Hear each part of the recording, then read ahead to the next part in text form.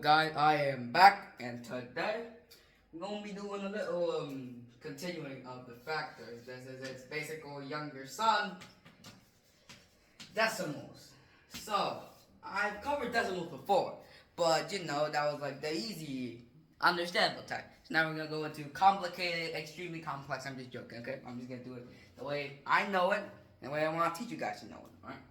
So we've got our factors. We've got 3, 10, 40, 100, 700 to 1,000.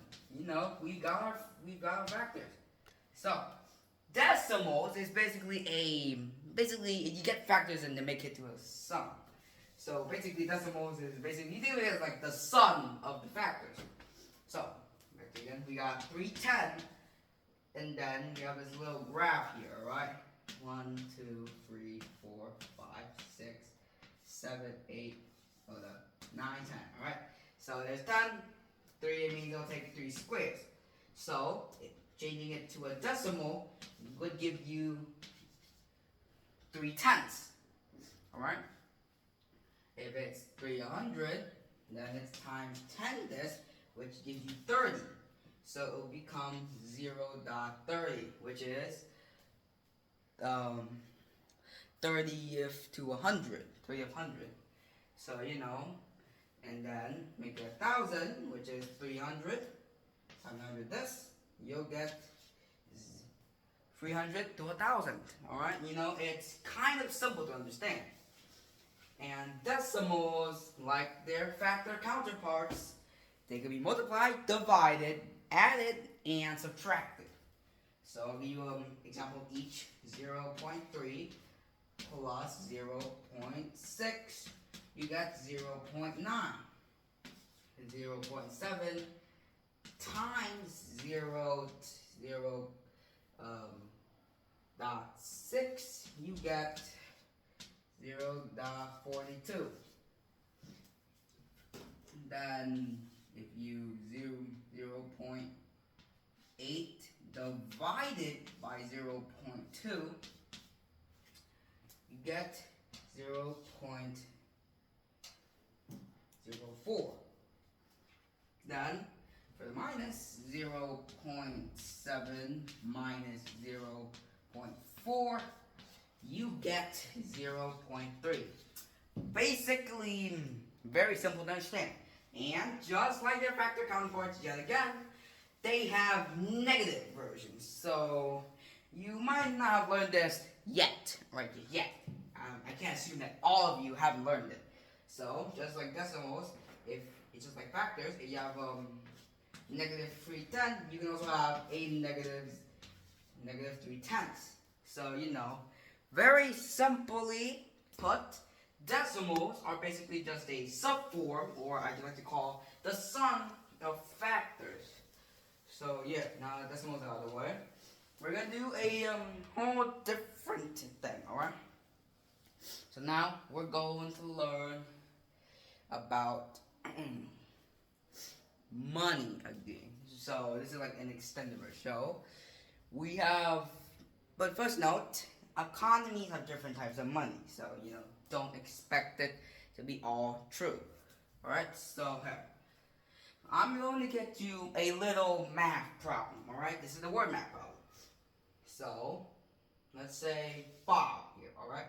He pays $50 for a 2.5-pound steak, alright? He pays $50, he gets 2.5-pound steak. So, this might be inaccurate because, of course, I'm Vietnamese. I'm not supposed to know this, alright? So, I want you to calculate how much steak is he getting per dollar. So how much pounds of steak will he be getting per dollar? So I'm gonna need you to wait. So I'm gonna get a calculator, alright? So I'm a calculator. Oh, hold up. Alright guys, sorry about that. It was just my dad. He had to came in to fix my shower because it's broken. And I don't want to shower in my parents' bathroom, okay? It's weird. So, we have our computer here. It's a calculator. So, $50 for 2.5 pounds. So that means it's 2.5 divided by 50. So, now try and guess it, alright? I'll give you a couple of seconds.